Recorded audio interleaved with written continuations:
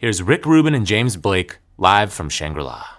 Talk about from the first album, like from making things. How did it start, and what was your process? Because I imagine it's evolved over time. Yeah. First album. Let's start with the first. Well, the first album, I think everything started from. In fact, very often I would just sing into the mic, and then I would remix the vocal essentially. So like, my brother and my sister. Yeah. So that one was just I sang it into the mic as a free floating vocal. No music behind it, and then I built the entire production around that one vocal. And if I remember correctly, it doesn't change. I was going to say, is it all one vocal phrase that just gets stacked and changed, harmonized in different ways? Pretty sure it's one vocal phrase. Wow. Can we listen to that? Let's listen to that. Just Sure.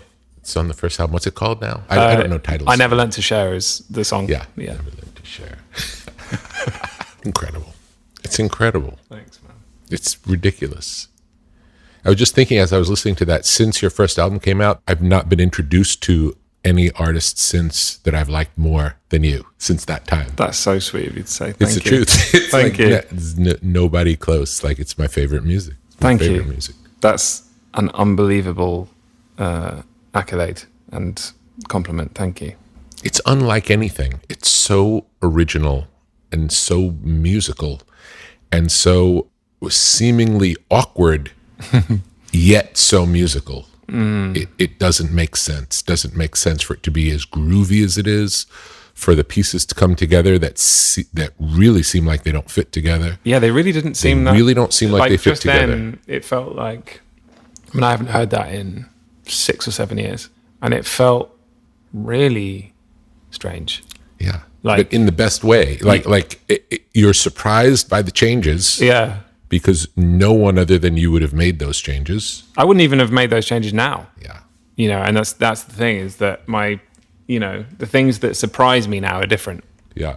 So obviously the sound of my music's changed, but I know I could never go back and do the same thing. Yes. But once you've kind of bottled something, there's no need to do it again. But I when I listen to it, I'm like, it makes me think of what I was and who I was then. It's almost like I took that vocal and I flew it to like 50 different countries and put a different backdrop on it. Yes. And it's thrilling. And it's really fun. It's thrilling. And listening back to it, I'm like, oh, that's, Yeah, it's really good. I got something right. That felt, because it's actually unusual to listen back to something you did before and go and feel like it's still kind of weirdly perfect, even though it's kind of crazy. Yes. And as you said, you wouldn't make the same choices today, but hearing it, it's super cool. I'm glad I did. Yeah, glad that it's in the world. Yeah, I'm really glad I did. It's actually really kind of sweet to listen to this stuff, because there wouldn't be another time I would do this, and it's kind of re-engaging, almost like revisiting like a cellular structure that I had before. Yes. So tell me about how did you make that? What do you remember about it? And what do you remember about yourself then? I would have been in my university housing. And what school did you go to?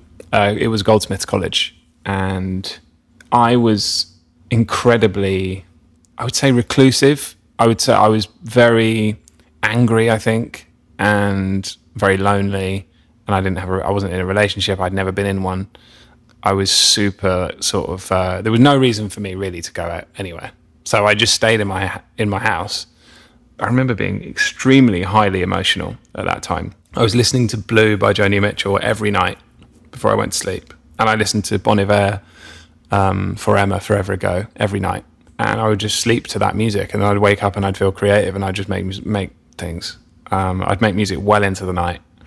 And what I was normally doing is singing a vocal. I had this CAD mic, and it was, cheap, and I had a little Firefox sound card and a MacBook and a MIDI controller, and that was it. And I just sang a couple of vocals, and then what I would do is get the massive plugin, and I'd initialize the patch so it was just a saw wave, and I would make it a sine wave, and I would just play it like an organ. And what keyboard were you driving it with? I was using just a little MIDI keyboard, like a M Audio thing, or like a Novation, I think. And So it was literally something that any student would have. I mean, if they were, yeah, If they wanted to make if they wanted music, to it do would that, be, then that's what there you was would buy. the barrier of entry was very low. Yes, for what you were doing. Yes, in terms of within the context of, because I was lucky to even be able to afford that at the time. My parents bought me a MacBook for college, and that was what I went with, and so I was lucky to have that. But I would find different ways to harmonize the vocal.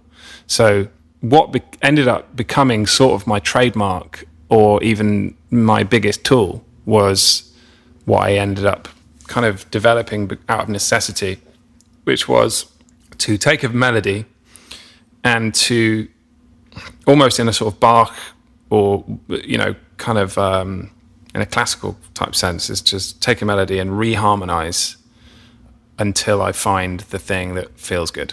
By that point, I've been playing piano since I was 6 years old, so this came naturally to me to try and... But it was more about placing an emotion within the vocal with a chord. So each emotional moment had its own chord, So you didn't learn that though. You learned that yourself. Yeah, I figured it out over time. I figured it out over time. Yeah, I sort of it was my way of creating something new out of something that felt mundane, because ultimately, like a vocal unaccompanied, if it's not a great melody, and I wasn't an inspired melody writer, so I just kind of tried to make, because I know people who have the gift of just being melodically supreme. And when people can do that, that's fantastic, but I wasn't able to do that. So what I did was try and find it in other ways by harmonizing it differently so that it seemed like an incredible melody to me. Yes. I think I'm going to request that could we ask for a little keyboard to be sent down, just so that as Sure. you're talking, you could demonstrate what you're saying? Yeah. That'd be really helpful. One thing I realized pretty early on was a melody that, the more I listened to it, the less special it became to me. But if I reharmonized it, then it was exciting again. So to reharmonize a melody, and also to work within, a lot of the chord clusters would happen because I was working with usually quite a small MIDI controller. So I wasn't working with the whole range. So actually, how to get the most out of, 2 octaves was important too. There's multiple parts in that I never learned to share, but none of them are all like that like hands stretched. It's all just within this range, and then I'd place that part, and then you'd have another part that was a bass and another part that's at the top, which would all be the same keyboard, just change a lot your of the time. position. I'm just octave down, and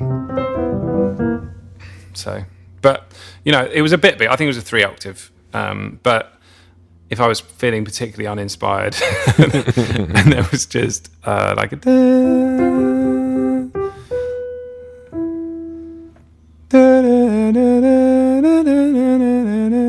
then you'd be like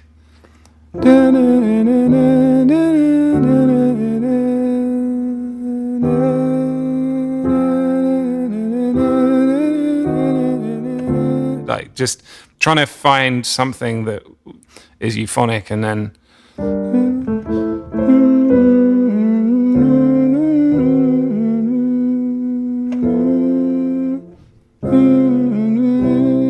there's so many ways of arriving and leaving, and so that very boring melody would you work on becomes... them in specific order for a song, or would you record doing a lot of that and then chop it up?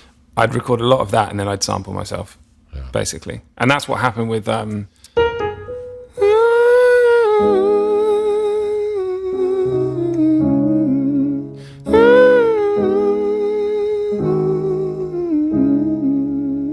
like that could have been anything before that. I mean, it would have been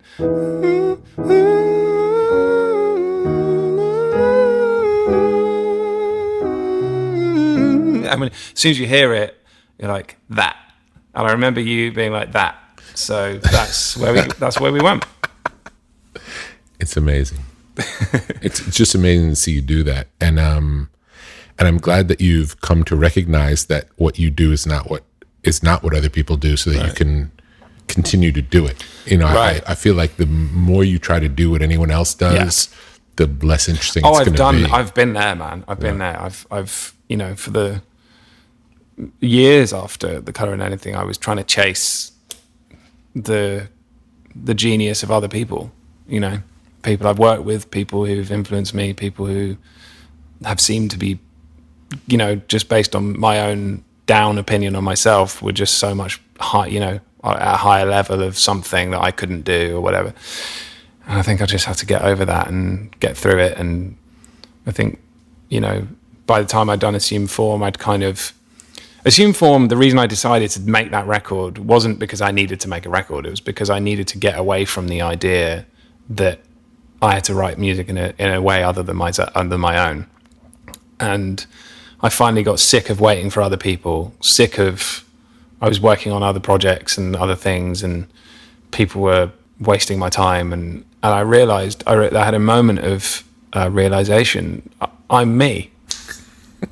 I can do whatever the fuck I want. Yes. Why am I waiting? Yes. Why am I idolizing other people? I can already do a thing, you know, do the thing that I love. Like, why torture myself like that? And because, you know, working with other artists is amazing, but you know, I think at a formative time in my career, put too much weight on what some other people thought, and too much kind of involvement in them, and I don't know what I expected from them.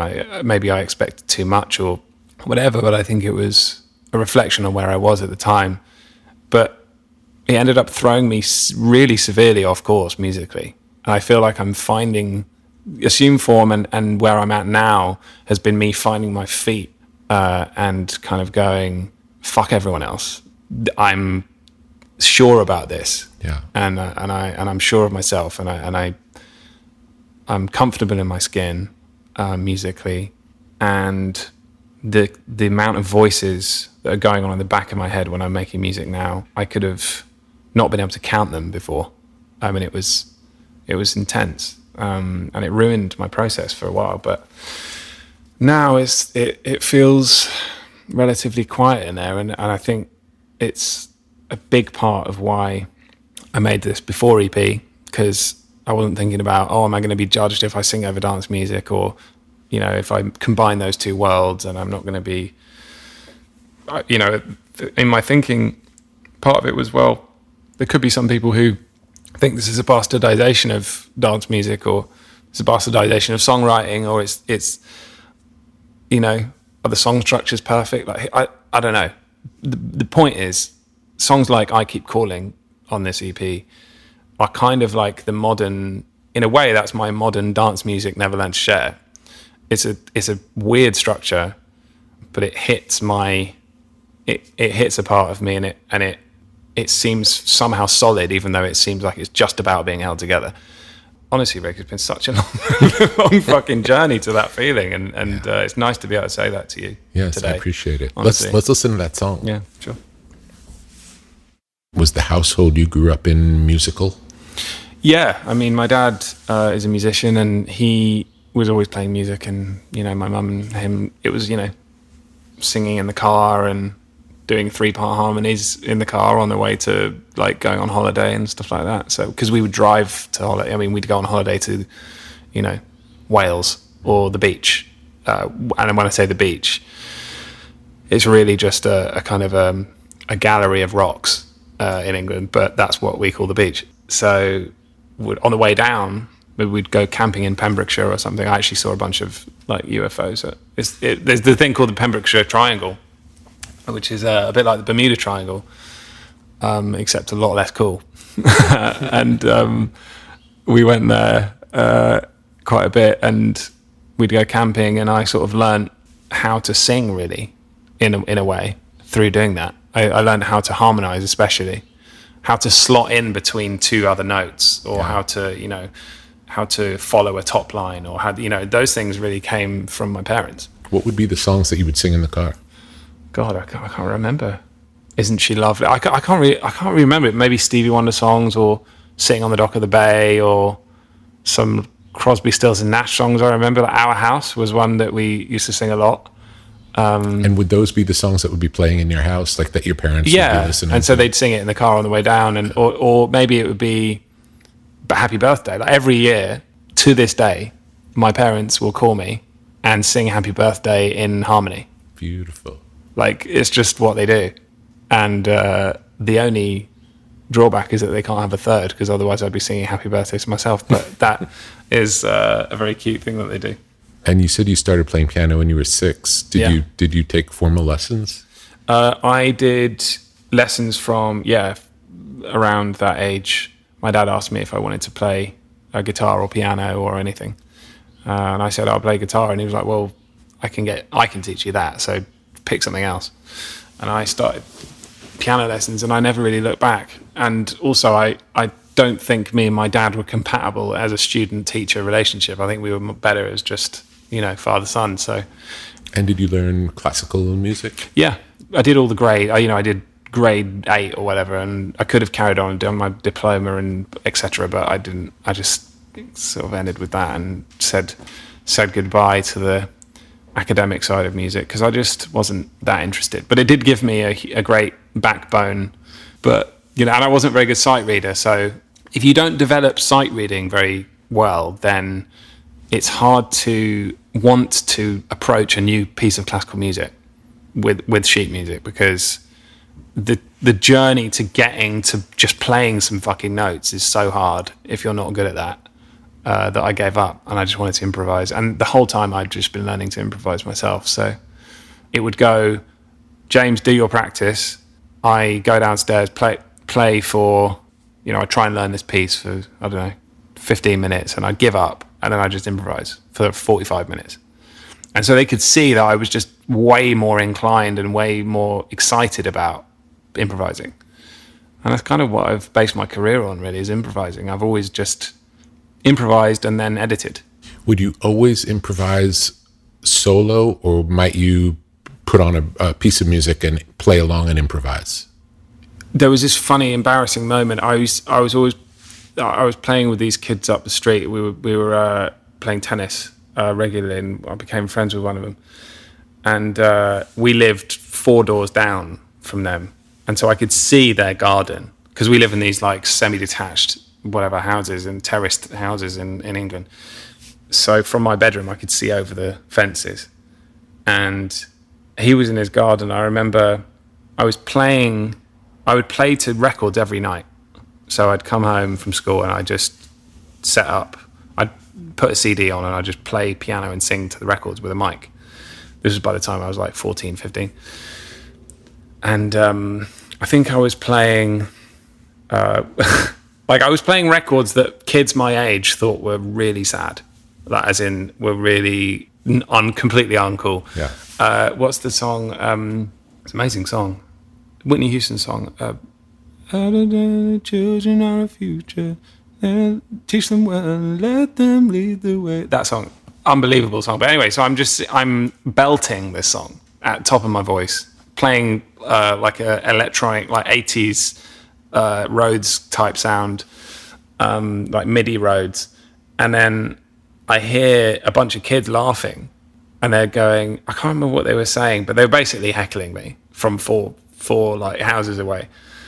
And it was honestly one of the most embarrassing moments of my whole, like one of the more embarrassing moments, because I remember it was like one of my whole friendship groups were there, and I was like crippled after that, because I was just like, this other people see this as a really effeminate and like effeminate and sad, lonely thing to do. They look at me as in some way kind of like a weirdo for like just wanting to do this. And also potentially there were homophobic undertones to like their abuse, the heckling. And I was just like, this is crazy. This is the thing I love doing. How can I be, firstly, a man, and also like them? That doesn't make sense. Like I can't be myself and like them. So I must be different. And this I need to keep away from other people. I need to make sure that no one sees me or hears me doing this. So it was kind of funny in a way. Like when I look back on it, it's kind of a funny story, but then at the same time, it didn't feel funny. It felt like really shameful. Yeah. Because at the time, like I said, there was so much toxic masculinity. You know, it was all about like being sporty and being, you know, and I was just this kind of kid who wanted to sing to Whitney Houston songs in my bedroom. And like Mariah Carey, I was like obsessed with Music Box. You know, all these singers who were super expressive, and there's me, you know, with the, I mean, you know, super like Ross Geller, like with my little keyboard and my mic and like trying to, and so I just, you know, I think it started off, that weird moment, weirdly, probably stopped me from wanting to show my musical ability to anyone. Mm-hmm. And so I didn't really play. I remember being, you know, I'd go into practice rooms and I'd not let anyone come and hear me. I would just go in, I'd make sure no one was around, and I'd go in on my own after school, and I'd make sure no one could hear me, and I would just express. I'd just play, improvise. Did you ever play for your sing. parents? No, not a lot. I mean, I did a bit, but not a lot. I would play with them in the other room, mm-hmm. and they would be the only ones that were sort of allowed to hear me, even from the other room. But I was very ashamed, I think, looking back. I mean, I've not really ever talked about this, but I was very ashamed of playing, because I felt that it undermined my sort of ability to interface with other kids, really. Weird to think that it should be something I would have felt ashamed of, when I would imagine you'd have thought that it would have been something that people thought was cool, right? Singing and playing. I don't know. I would think that, but that's just not how people reacted. Kids are weird, though. Yeah, I mean, anything that makes you different is... any excuse to be honest, they probably thought I was just annoying, which I was. And the way of actually articulating that was, you're sad for playing these songs. But actually, yeah, I think it was a while. And so maybe that even followed me into not feeling fully confident to put my voice on my music. I don't know. I mean, there's lots of embarrassing moments like that would have led to that. So it wasn't just that. But you know, if you have a turbulent childhood, you can really spend at least up into your 30s to unpack what happened and why you feel shame around certain things, and why, you know. And it was definitely this whole, you know, these 4 albums have been me unpacking everything in real time and showing my workings, really. Do you remember the first time you sang in front of people on purpose? Yeah, I was terrified, but I remember that this girl really liked it and told her friend that she fancied me. How old were you at the time? I was about 14. Yeah. That was the first time I thought, this is okay now. Yeah. This is cool. When did you know that you were going to do this for your life? Like this was going to be the focus of your life? I think I always thought it would be, pretty much. I didn't ever think I would get a different job. I mean, even when you were ashamed of it and doing it in your room by yourself, you felt like, this is what I'm going to do. Yeah, because I thought, well, they're not ashamed. All these artists are making all this music, so someone's not ashamed of it. Yes. I'm ashamed of it. Yes. And I'm going to show everyone that this isn't shameful, and that this is worthwhile, and that I was actually pretty good at it. And so, fuck you all. You know, I'm going to go into this room here where no one is and work on that silently until I get the opportunity to get out of it. Amazing. Beautiful story. Thanks. I definitely spent too long, though, because, you know, after you want to prove yourself, it's like that feeling doesn't go away naturally. So long after you need to prove yourself, you're still trying to prove yourself. Yeah. And I think that's what you're chipping at. That's the thing I've been chipping away at, is that need to prove that I can do something. I mean, I've proven that, you know, I don't need to anymore.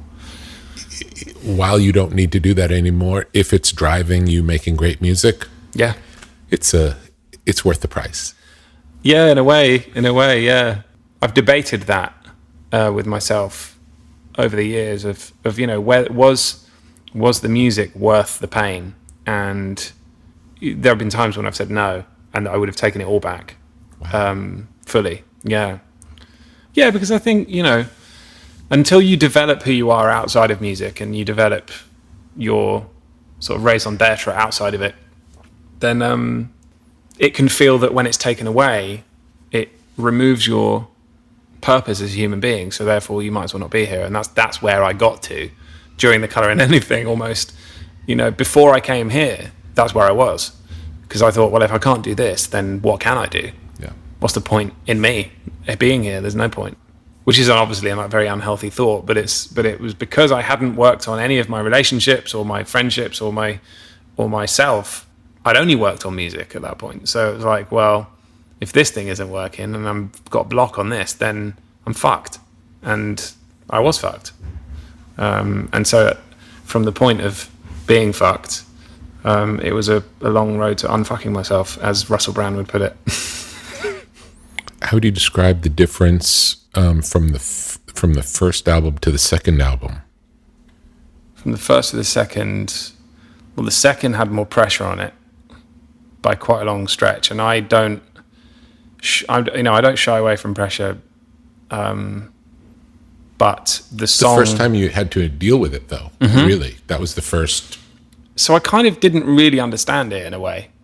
I didn't really feel afraid, because I was like, well, this has never happened to me before, so this is all brand new anyway. So I might as well just react to what's happening. I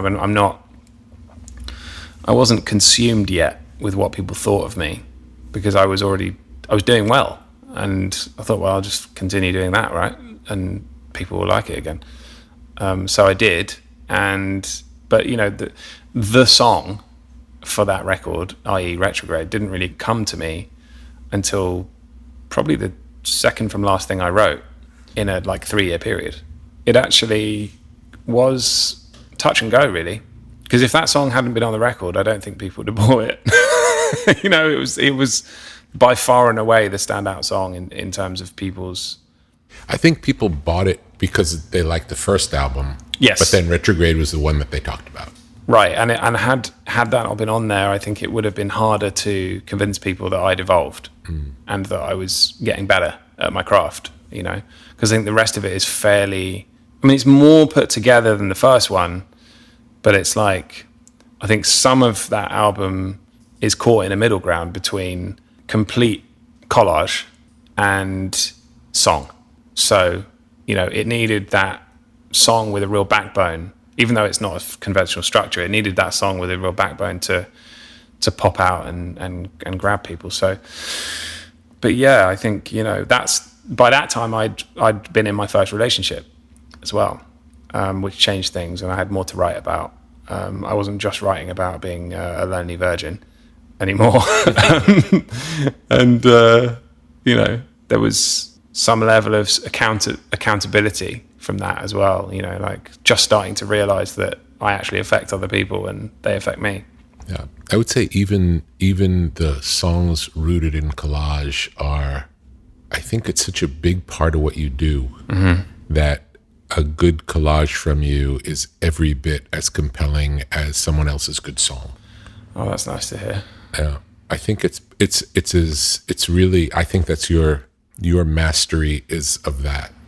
Well, I'd say I got into the habit of thinking of it as weaker. And so it's nice to hear you say that. I think it might be your superpower.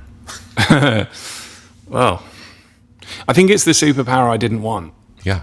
I think it's, I think that's, if it is that. I think that's the case for a lot of people. I think we're assigned. Superpower. Yeah. It's like, give me invisibility. Like, I don't want the ability to make a collage. But I'd say 2 years ago, if I could have chosen, I would have taken strong pop songwriting as a power over what I have. Yes. And I'm so glad you didn't get that choice. Yeah, me too. And actually now I'd say I'm happy with what I have. Great. I'd say that Great. I'm excited to see what that yields in the future, because I think it's nice to think that you can do something after all these years to look at what you do and go, oh no, it's naturally evolved over all this time, and if I hadn't have been me, then it would have never got off the ground. Maybe none of it would have got off the ground, and it's like finding money down the back of the sofa. It's like, oh, still got that. Oh, I've found this ability that I've got to do this thing that is actually kind of unusual. Are you living out here full time now? I am, yeah. You know, it's funny, since I came to Shangri-La, I didn't leave. Really? I flew over here like I was in such a bad way. And I remember, you know, telling you about a lot of that stuff. And when I was in England, I think I just had this idea that I was just going to stay there. And, you know, it's very English of me, but just to kind of, you know, stay and suffer.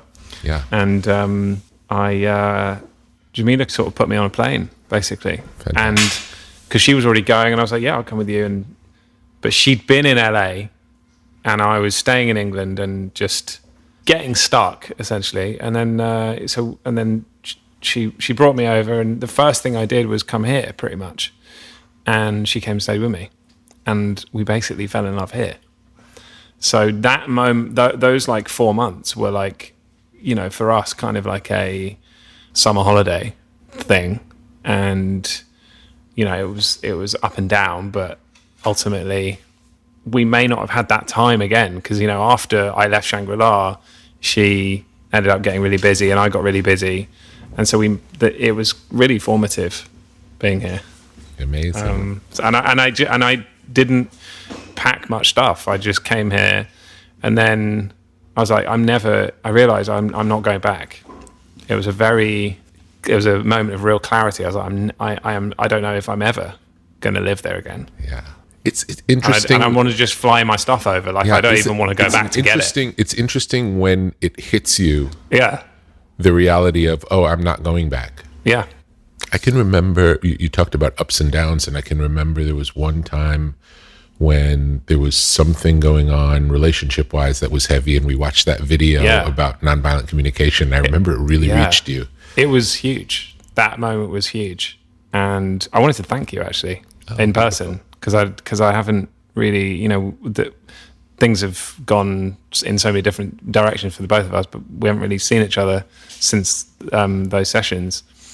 But I wanted to thank you, because that moment was instrumental in our relationship, but also just in general for me. It was the Marshall Rosenberg nonviolent communication thing, and learning after a lifetime of basically just accusatory language, you know, of just saying, well, if I feel this way, then it must be, you know, you did this and you did that, and that's why I feel like this. And actually to be able to do away with that kind of language and speak from a place of feeling and non-accusatory language, I recommend that now to everyone I come across. Beautiful. Who's in a relationship, or just even who wants to change the way they work with the world. It's massive. It like changed the way I produce as well. Like the way I am makes you more approachable.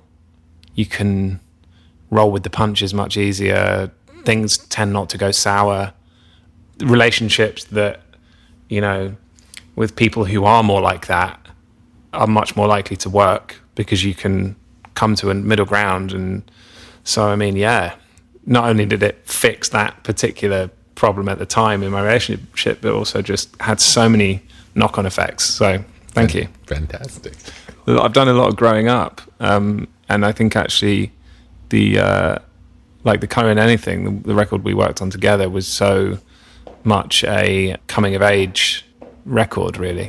I don't know if coming of age means a certain age, but for me that was, you know, I was 26 or 25, and, you know, coming into what they call the Saturn, was it the Saturn Returns or whatever?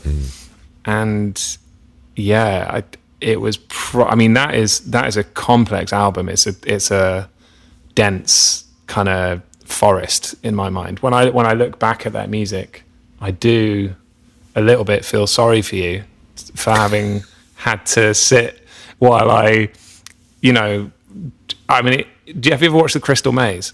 No. We had this game show in the UK where basically there's a team of people, like 4 of them or multiple of them are outside the maze, basically being able to communicate with the person that is in the maze. And so there's one person going through the maze, but they don't see, everyone else sees it from the bird's eye view, and they only see it from inside the maze. So they're like, no, go left. I feel like that's what that record was. I feel like you were the people outside the maze, and I was in the maze trying to get the fuck out of it. making all the wrong turns. But I think, I did get out of it in the end. But it's like, as a producer, how do you see that kind of situation? Is it a challenge? Is it a personal challenge? Is it a musical challenge? Or is it's just part and parcel of the job. It's part of the job. It's as much about having an instinct about the music as an instinct of how to deal with the emotions going on in the room. And where people are in their lives. Yeah, and it's so different. And you'd think it has something to do with age, but it really doesn't. Right. And I've seen at both ends of the spectrum, I've seen very young artists who are attached to some ideas that are not helpful to them and are unwilling to let go of them because in their limited view, they think that thing that they're not willing to let go of is the reason they've gotten as far as they've gotten. That's right. That's one version. And then I've seen, I've worked with, 70-year-old greatest artists in the world. Yeah.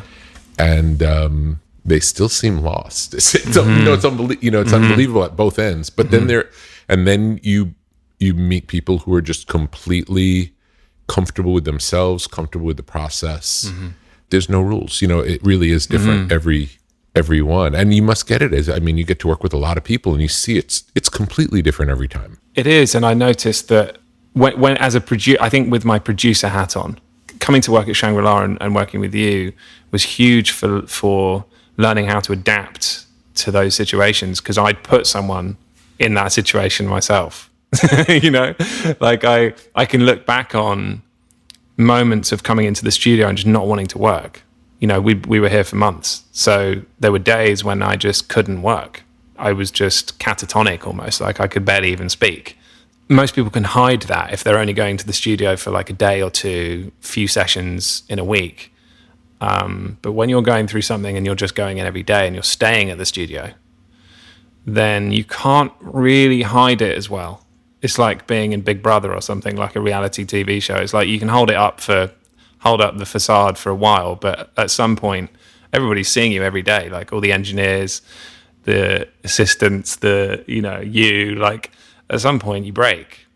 I think what it showed me was how to accommodate their actual real life, and the fact that their real life is what they're drawing from, and to not take that for granted. It's actually really heavy, some of the shit people go through, to actually what they put into this music. And so you can't always think about music, basically. And then it can't always only be about the music, because ultimately, if you don't have any ability to listen to them about the other stuff, then what are you, really, as a producer? There's also I imagine it's different for you I think of you primarily as an artist who's a producer. Right. But maybe that's just because that's the way I came in contact with you as an artist first. No, I think you're probably right. Yeah, I imagine that adds another layer of complexity to it, because you always would know what you would do as an artist, but what you would do as an artist might not always be what's best for them as an artist. So being the producer for them is different than being an artist collaborating with them as another artist. Yeah, it's to be able different. to have some distance and to maintain that clarity and objectivity is much easier when you're not thinking about your, this outpouring all the time. And actually, a little bit like, when people say that once they're in a safe relationship, all their stuff rises to the top. When you're starting like an album recording, and you don't know where it's going to go, and you're just, you're trying to find, or at least I'm trying to find the real feelings and the what it is I want to say. You're likely to stumble on some landmines emotionally, because they're there, and it part of the process of trying to heal yourself for musicians in some way, at least temporarily, is to step on them. So, I think I stepped on a few while I was here.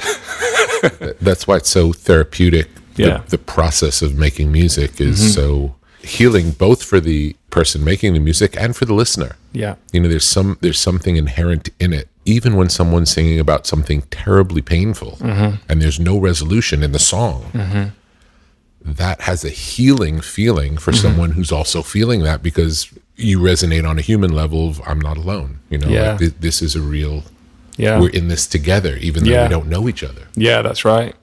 I actually think that for me, the allure of producing probably grew greater after I worked with you, just because I saw that there was a way of stepping back. I think being so in it all the time, just in the emotional trenches, it's hard, and it takes a toll. It in a way it's healing, but then it also takes a toll, and the people around you are constantly subjected to it. You're not the same, basically, and it is ultimately a fairly self-absorbed thing. So I think my fear, as someone who got into music, I was touring by the time I was 21, and like I was starting to DJ, starting to play live, and everything became about me. And I'm the solo artist, I'm the front man, I'm the the person who does the interviews, I'm what people are trying to get answers out of. And I think at a certain point, when I realized that was having a negative effect on people around me, I almost became allergic to the idea of going to that place where everything's about me again. And so the idea of going to a studio and having everybody having people getting the food, getting the, going to even just turning knobs for me on the desk, or people asking me, what are your thoughts on how this is good, this album being about my emotions in some way, felt selfish. Self-indulgent, yeah, and selfish, because ultimately, people around me's lives would change if I went and just stayed in a studio for a month, or maybe let some of my responsibilities go a little bit because I was so absorbed in the music, and so I think I became a bit afraid of that. And I think producing was a way to transition out of that thing and ultimately be able to just go home, clock out. And I noticed that when I was here, one of the things that always struck me as, initially it struck me as odd, but then I realized was fucking great, is that you would always clock out at 7 o'clock. So we'd work from 12 till 7, and then you'd be out and you'd be having dinner with your wife. I always thought, but what if something amazing happens after 7 o'clock, but that's me being so absorbed in it that I think that that's more amazing than having dinner. It's not, and now I realize that it's not more amazing. Firstly, it's not more amazing than having dinner. Secondly, it's important to have your boundaries, and it's just so much harder to have your boundaries when it's your music. Let me say two things about that, or things to think about that. The first one is, it's different for an artist who does a deep dive into a window of time making an album. Let's say it's several months of total dedication to nothing else. So you've done that 4 times over the course of your life. I do that every day, all the time, for the last 30 something years, hundreds of times. So for me, it's different, because if there's no breaks on a daily basis, then there's no breaks in my life ever at all. And I do feel like, and I learned this the hard way, is that I probably spent 25 years of my life in dark rooms with no windows, often past the point of productivity. Yes. Out of some other thought of thinking I was going to miss something, which I don't believe I did, considering the fact that if work is still going on and something good happens, I get to hear it the next day when I come in. Yeah, it's so true. Either way. Yeah. The other part of it is that's in terms of the personal balance side. Yeah. Then in terms of the having perspective, being able to step away, or even better, getting to work on something else and then coming back, really changes your relationship to it. Yeah. You're hearing it closer to the way other people are going to hear it. Other people don't get to hear it a million times in a row before they even decide if it's done or if they like it. Yeah. It's another thing I've learned to stop. I don't take any mixes out of the studio with me. I never listen to a work in progress unless there's a specific reason to. If there's a decision to be made, I'll listen. But I don't want to listen to something over and over and over again and get used to it. Right. Because then I'll think that's how it goes. When in reality, if I don't listen to it and come back fresh and hear it, I may realize, oh, this part that sounded the right length yesterday is too long. I wouldn't have known that if I kept drilling it into my head in the way that I liked on that one day. So there's a real benefit in stepping away and coming back and seeing it fresh. There's a balance to be struck, for sure. If you can maintain some sense of normalcy at the same time as in your private sort of way, being this absolute nut, really, for this thing that you're, this little kind of sculpture you're building in your back room. That's kind of what it feels like. But I do feel that wherever I am, it always feels like I have this secret. I feel like, I could just be at a party, or like I could be at the beach or whatever. But in the back of my mind, I'm building this thing at home. Yeah. And in some ways, that's a cool feeling. And in other ways, that's an incredibly kind of isolating feeling because no one could see it. Yeah. But it's like when I first came here, I was like, oh, this is like life rehab. Like people come here to get better at whatever it is. Everything's white and green, like the grass and there's like exotic wildlife just coming and perching outside just as you're writing your lyrics. Of the things you've got to produce and collaborate on, what's been the most fun for you outside of you as an artist? Well, Andre 3000 springs to mind. And some of my work with Stara has been really fun. The most fun, Most gratifying. Jay, working on 444 was incredibly gratifying, even though I didn't actually do that much. Yeah. In terms of, musical input, there really wasn't a huge amount, but it was being in the room and being a part of a record being created and being an opinion that was driving where that record went. One of many. Yes. And helping Jay formulate whatever, even to just play a small part in that was just so fucking fun. And just his process showed me that there was a different process. I could have loads of people being a committee and take every opinion. What's that quote? Meghan Markle said it in an interview recently. Let compliments and criticisms flow down the same drain. Yeah. Amazing ability to do that. Yeah. Presence of mind over himself. And I imagine your voice was probably different than many of the voices in the room, which is interesting. Yeah, although probably the biggest, like the person I learned the most from, aside from Jay, was No ID. He probably is the most truth-telling, one of the most truth-telling people I've ever met, just in terms of, he doesn't care what the reaction is to what he's saying. He will just deliver the absolute whole truth. And that, I think, is part of the essence of 444. I think is No ID's, next to Jay, the biggest influence on that record is No ID.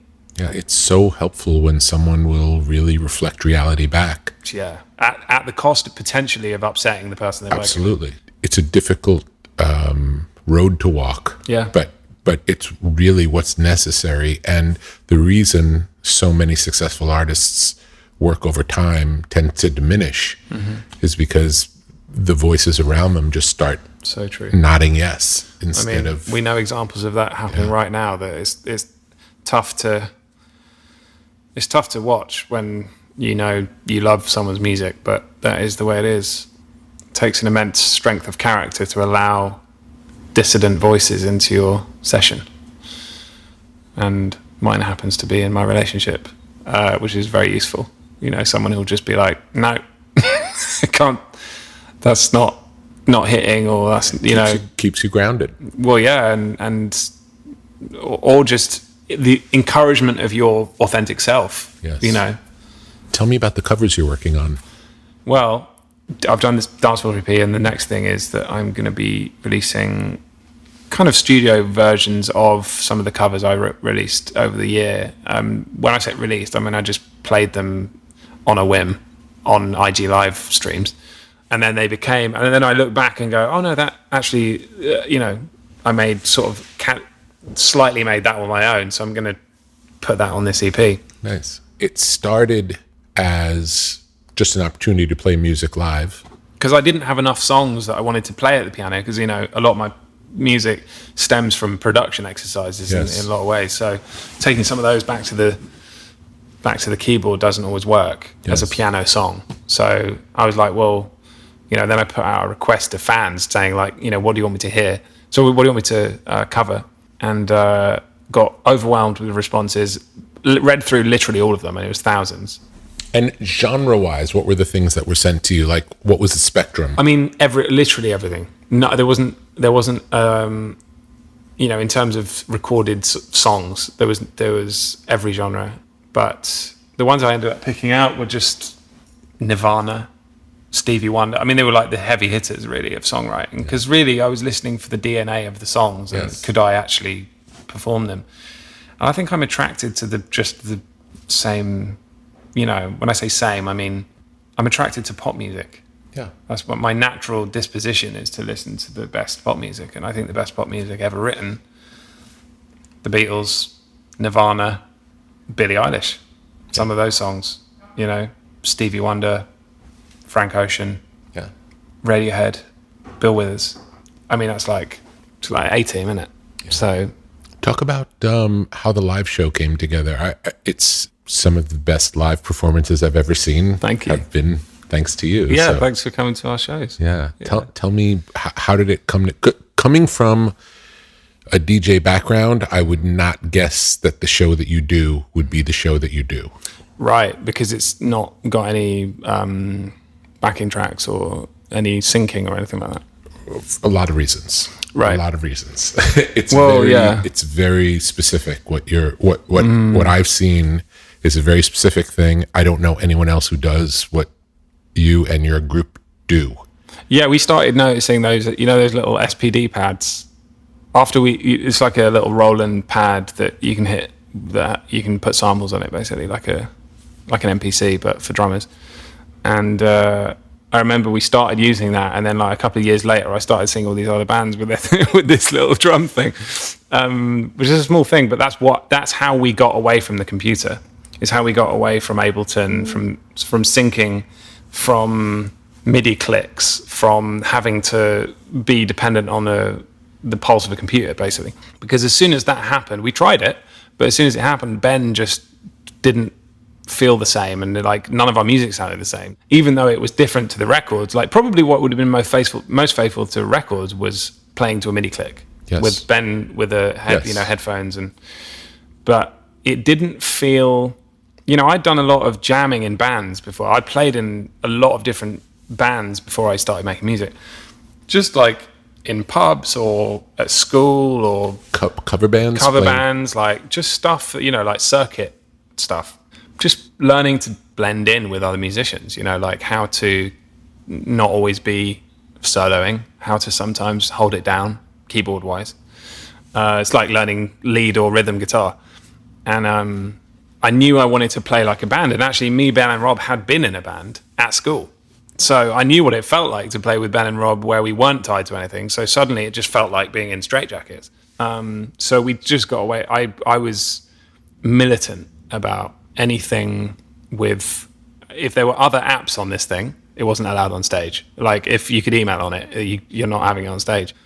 So it became about, okay, so we've got the drum pad, we've got the synths, they're the ones I use on the record. Rob has this magical ability to fill in any gap on a record. So like if we needed a guitar, he had it, but if we needed a cello, if we needed like a sample that had to come in at a certain point, he's just very good at multitasking, so he could do it all. If we needed a bass line, he was playing the Moog Taurus, like the Taurus 3 is amazing. I used that as the bass for Retrograde, so I just brought it from home and we used it on tour. So I'll say it was expensive. I probably bought 6 Prophet 08s, 6 of every keyboard to have 3 different rigs over the course of time, and replacements. So every piece of gear we've got on stage, I've got 3 or 4 or 5 copies of. So took a while to make money, but once you get going, you're a self-sufficient live act that can't go wrong unless one of these bits of gear blows up, and even then I can just transition to something else. It can't just stop because the laptop broke.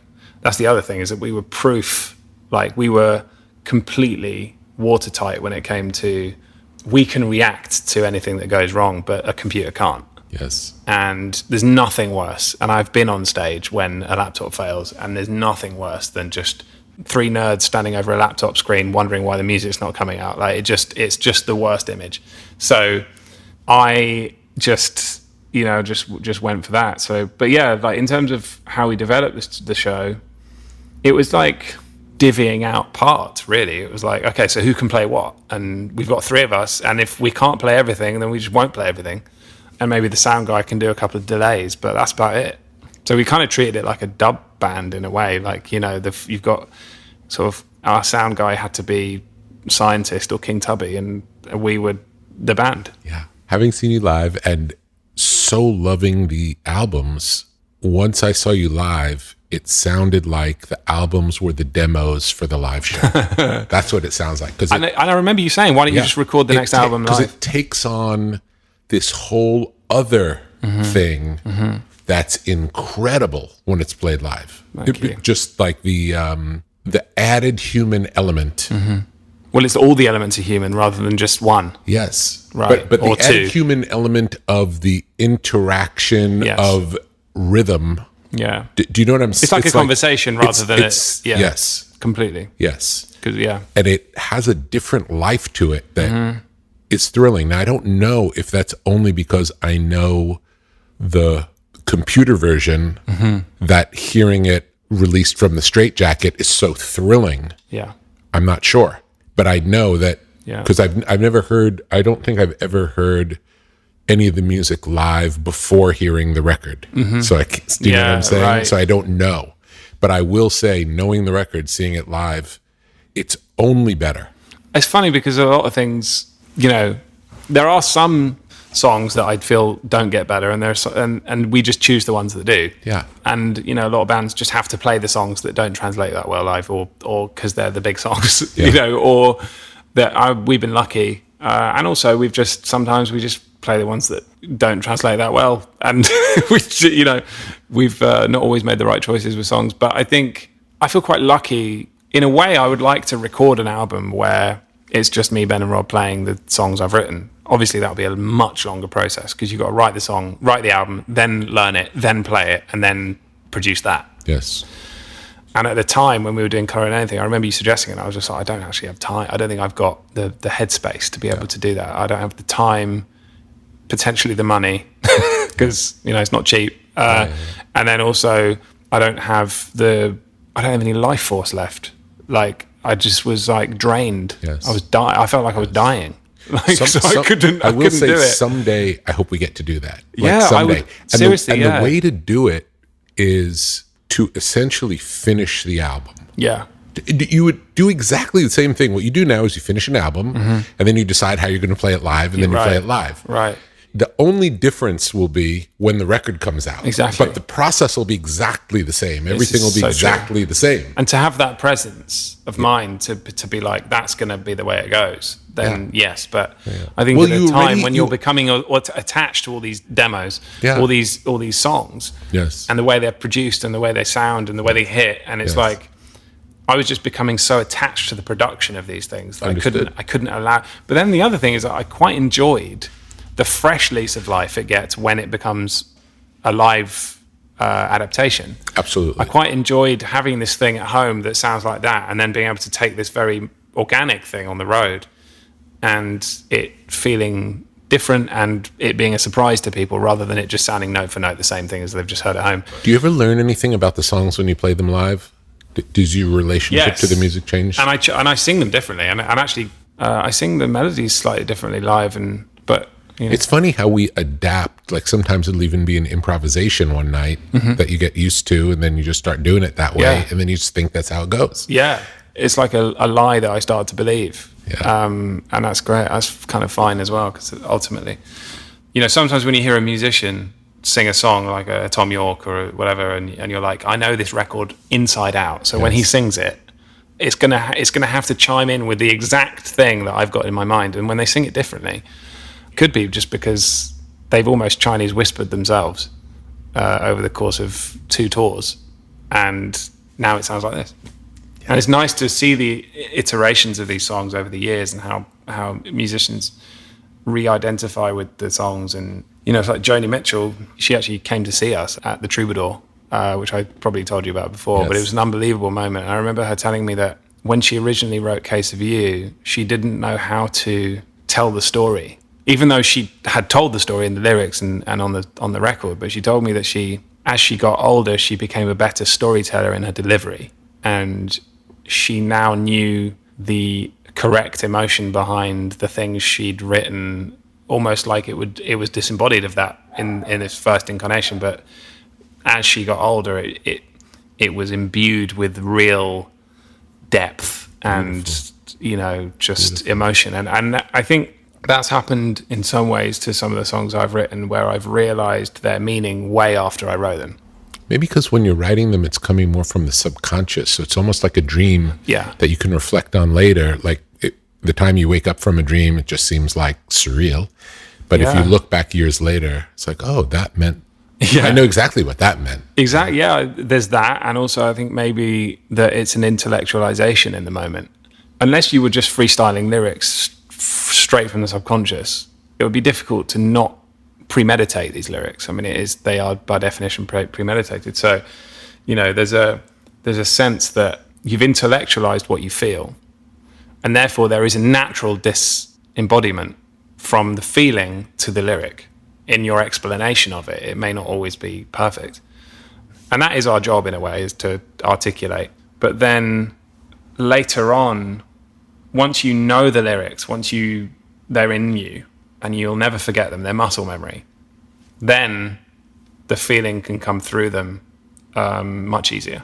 Yeah. So the first time I ever sing songs, I'm not very good at singing them.